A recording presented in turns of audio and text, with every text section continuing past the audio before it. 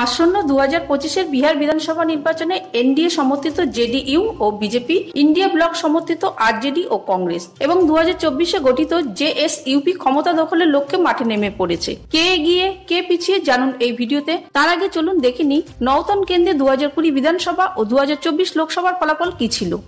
নওতন কেন্দ্রে 2020 সালের বিধানসভা নির্বাচনে এনডিএ সমর্থিত বিজেপি প্রার্থী নারায়ণ প্রসাদ পেয়েছিলেন 46.97% ভোট। ইন্ডিয়া ব্লক সমর্থিত কংগ্রেস প্রার্থী শেখ কামরান পেয়েছিলেন 31.51% ভোট, আর ইন্ডিপেন্ডেন্ট প্রার্থী মনোরমা প্রসাদ পেয়েছিলেন 9.21% ভোট। দেখা যাচ্ছে 2020 সালের নির্বাচনে নওতন বিধানসভা কেন্দ্র থেকে বেশ কিছু ব্যবধানে জয়ী হন বিজেপি প্রার্থী নারায়ণ প্রসাদ।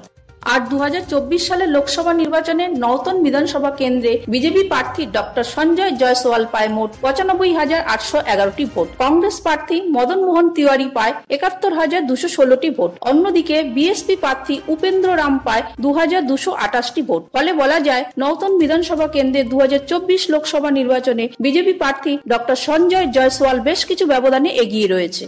এবার দেখে নেওয়া যাক নওতন বিধানসভা কেন্দ্রের 2025 সালের সম্ভাব্য ভোটের ফলাফল নিয়ে সমীক্ষক সংস্থার রিপোর্ট অনুযায়ী এনডিএ সমর্থিত বিজেপি পেতে পারে 45.12% ভোট, ইন্ডিয়া ব্লক সমর্থিত কংগ্রেস পেতে পারে 29.85% ভোট, জেএসইউপি পেতে পারে 7.24% ভোট, আর নোটা পেতে পারে 2.88% ভোট।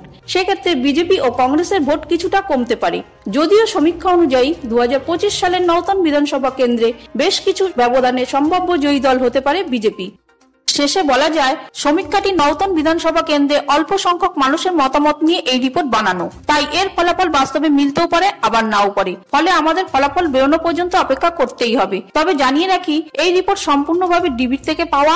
বাংলা এই রিপোর্ট ইউটিউব চ্যানেল নিজস্ব কোনো মতামত এতে প্রকাশ করেনি।